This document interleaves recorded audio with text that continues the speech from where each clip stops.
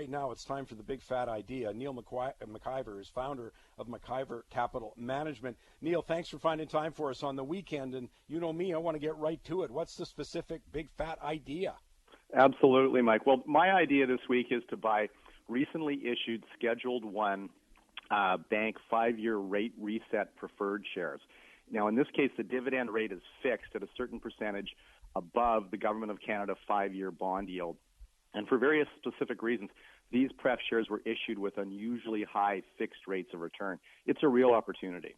Okay, so I'm just going to nail you with a couple of quick questions. Obviously, when people buy something like a preferred share, and I'll get to the reset part in a moment, but buy a preferred share, they're looking for income. What kind of rate are we getting on these things?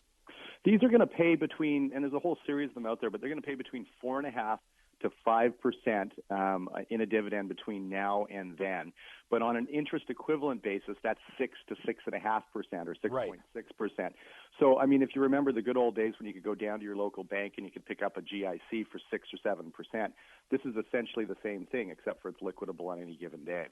So, again, I'll just walk people through it. So a dividend gets preferential tax treatment in Canadian taxes. Correct. So your 4% dividend, well, you'd have to get like a 6% interest payment to kind of give you the same after the tax man's through with you.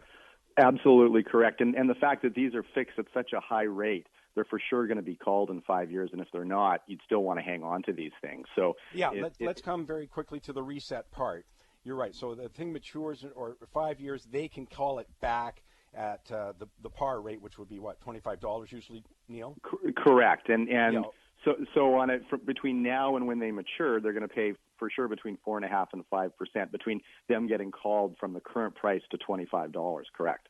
Okay. Now let's say they don't call it. That's this reset part. They sort of start again. But you're saying, it's what you're going to get when someone, well, what am I going to get when if they don't take it back? Well, I'm going to get the prime rate plus thing. Correct. That's right, Mike. So you're going to get the prime rate plus anywhere between, these pay between 4.5% to 4.6% fixed above whatever. Actually, sorry, it's not the prime rate. It's the Government of Canada 5-year bond rate. So let's say the bond rate in Canada is where it is. The 5-year Government of Canada bond rate, unbelievably, is at 0.69% today.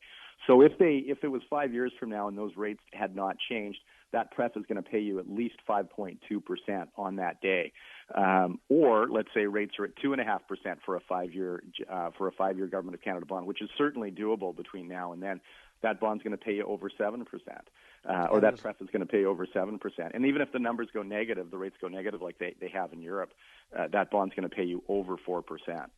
So we're talking to somebody who wants to get yield in a conservative investment. Only got a few seconds left, but basically all the Canadian banks have some offers in this way. They do, and you want to look 5 years out. Almost all of these were issued within a few short months, just a few months ago. So they're all maturing in 2021.